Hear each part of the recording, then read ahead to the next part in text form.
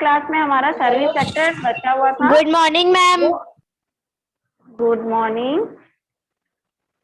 जब मैं आप लोग के अटेंडेंस लूंगी तब आप क्विज करेंगे, ठीक है। हम एक्सप्लेन करना स्टार्ट करते हैं क्योंकि आप लोग की क्लास जो है 40 मिनट्स रहती है ओनली, इसलिए आप माइक म्यूट करके सुनेंगे, ठीक है। देन थर्ड पॉइंट था आपका sector, service sector. This sector cover special service provide by professional. Example include medical treatment, nursing, legal practice, teaching, etc. Also include our service that support the production process such as transporting goods to distant markets by tractors or trucks, banking service, communication service,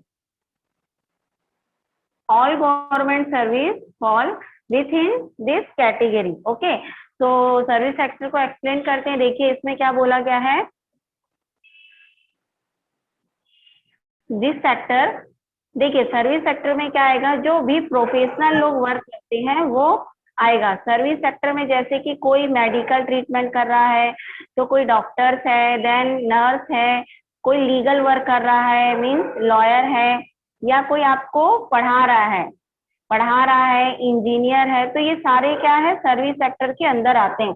या तो जो production,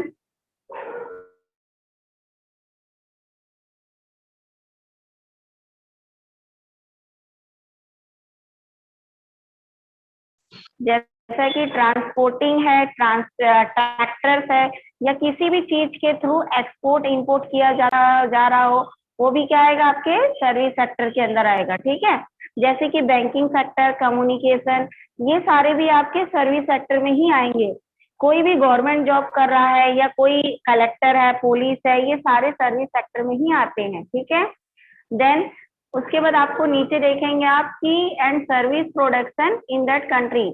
यहाँ पे आपके पास कुछ बने हुए देखेंगे आप। Classify the economic activities listed in table 1.1 into the sector given in the table below. यहाँ पे आपके दिखाया गया है कि एग्रीकल्चर एंड सेक्टर्स में क्या क्या आते हैं, इंडस्ट्रियल सेक्टर में क्या आता है, सर्विस सेक्टर में क्या आता है। तो आप लोग इसको फिल कर लेंगे, ठीक है।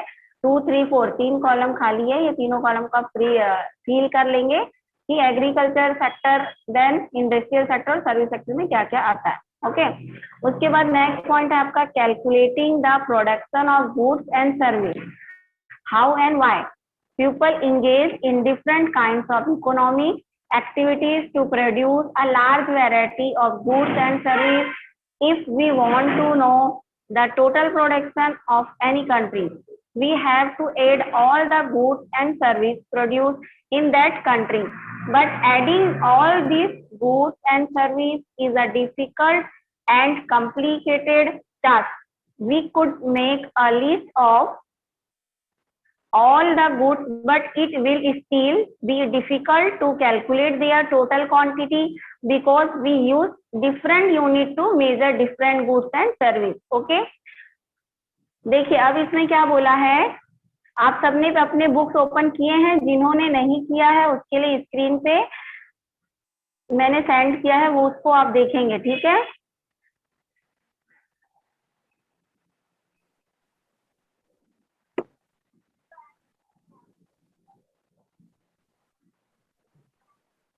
देखिए calculating the production of goods अच्छे से दिख रहा है आप लोग की स्क्रीन में, जिनके पास बुक नहीं है उनके लिए। ओके, देन देखिए इसमें क्या बताया गया है कि अगर आपको किसी भी कंट्री की इकोनॉमिक एक्टिविटी के बारे में जानना है तो उसका कंट्री में देखना होगा कि वो कंट्री कितना गुड्स प्रोड्यूस कर रही है, सर्विस कितना दे रही है। जब दोनों को ही मिला दिया जाएगा, मतलब गुड्स एंड सर्विस को, तो पता चल जाएगा कि कंट्री का कितनी ग्रोथ होगी। ये हमको कैसे पता चलेगा, जब हम दोनों को मिलाकर देखेंगे तब हमको पता चलेगा। ओके, जब दोनों ही को गुड्स को अगर मिला देते हैं देन, लेकिन ये होता है कि अगर कंट्री के गुड्स एंड सर्विस को मिला देने से काफी डिफिकल्ट आ जाएगा, मीन्स काफी कॉम्प्लिकेटेड हो जाएगा, क्योंकि दोनों को ही मेजर करना काफी डिफरेंट है। एक्चुअल में जो गुड्स एंड सर्विस रहता है दोनों को मिलाना बहुत डिफिकल्ट होता है। क्योंकि गुड्स की क्वांटिटी अलग होते हैं और सर्विस की यूनिट अलग होते हैं। Clear? Yes ma'am. Yes ma'am. Yes ma'am. Okay, क्योंकि गुड्स को हम मेजरमेंट करते हैं तो केजी में लेंगे या लीटर्स में लेते हैं अगर गुड्स को हम ले रहे हैं तो। ओके, तो आज के लिए इतना ही तो उसको करते हैं, और सर्विस को यूनिट में, ठीक है, इसलिए दोनों को ऐड करना काफी डिफिकल्ट होता है। और अब देखते हैं इसके बाद नीचे में आपको देखो, to solve this problem money is used as the unit of measurement. We find the money value of all the goods and service. If 500 kg of sugar is sold at 30 rupees per kg, the total value of sugar is 15,000. Similarly, the value of 100 liter of milk at rupees 30 per liter is rupees 3,000. If a doctor charges rupees 5,000 for an eye operation, the value of 10 operation will be 50,000. To calculate the total value of these three goods and service, complete the table given below. यहाँ पे आपको table में भी बताया गया है कि कैसे कैसे हमको मेजर करना है। ठीक है, तो देखते हैं। देखिए यहाँ पर आपको क्या बताया गया है कि ये जो डिफिकल्टी है दोनों के मेजरमेंट में, गुड्स और सर्विस को मेजर करने में है, जो डिफिकल्टी होती है उसको सॉल्व करने के लिए मनी से मेजर किया जाता है। तो सपोज कर लेते हैं कि पर केजी शुगर का जो है 30 रुपीज में बिकती है, ठीक है, सेल होती है। तो 500 केजी शुगर कितने में सेल होगी? तो 500 इंटू 30 करते तो 15,000 में सेल होगी। उसी तरह 100 लीटर जो मिल्क है वो 30 रुपए पर लीटर के में सेल होगी।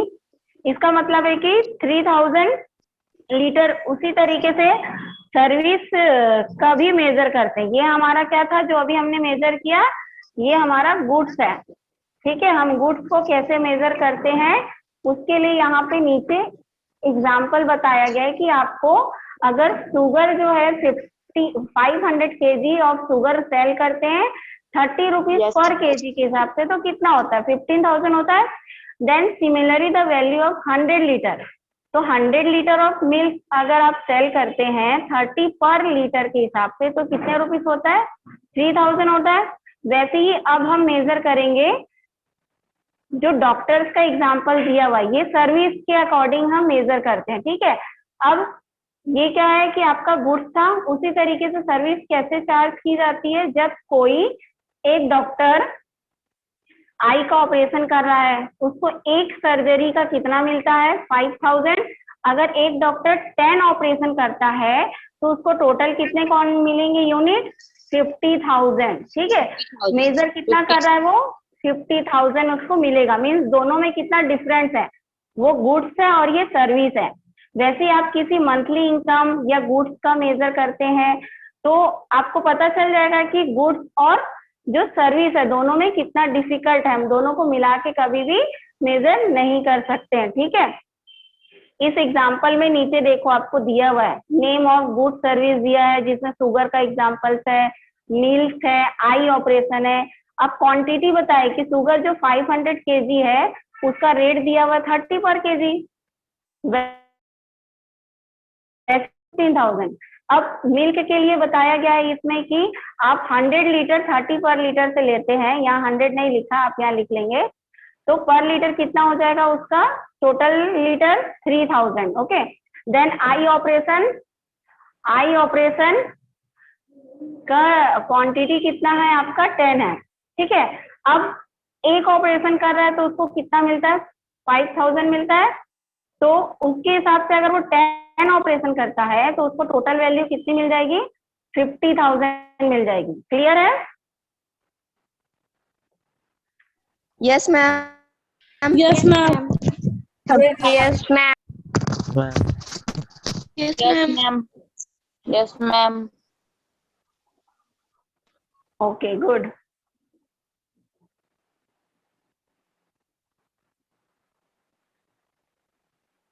ओके, नेक्स्ट पैराग्राफ देखते हैं। चलिए नेक्स्ट पैराग्राफ को कोई भी एक स्टूडेंट रीड करेंगे। ठीक है, पेज नंबर 234. Yes, ma'am.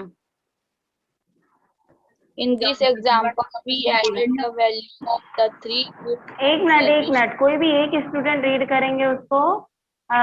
दीक्षा भी कर रही है, प्रवीण भी है, तो दोनों में से कोई एक पहले एक पैराग्राफ को करेंगे. दिशा करिए पहले, उसके बाद प्रवीण करेगा, ठीक है? Yes, ma'am. ओके, चलिए start. In this example, we added the value of the three goods and service to calculate the total production. But how do we add the value of all goods and service to calculate the total production of a country? In some cases, the goods are used to produce other goods. So it is not necessary to calculate the value of all the goods and service that are produced and sold. We need to calculate the value of only the final goods and service that we use per consumed. The following example illustrated how this is done. Okay, good. Next Praveen. Yes, ma'am. A farmer read sells next. A farmer sells 100 kg of paddy to a rice mill at the rate of rupees 10 per kg. The total selling price of the paddy is rupees 1000. The farmer use his own seed to grow the paddy. The rice mill produces 60 kg of rice from the 100 kg of paddy. It sells this rice to a shopkeeper at the rate of rupees 20 per kg. So the total value of rice is rupees 1200. The shopkeeper produced 55 kg of prepared rice and sell it rupees 50 per kg to his customer. In this example, the paddy is converted to prepared rice, which is the final product that reaches the end customer. Paddy and rice are therefore the intermediate goods for the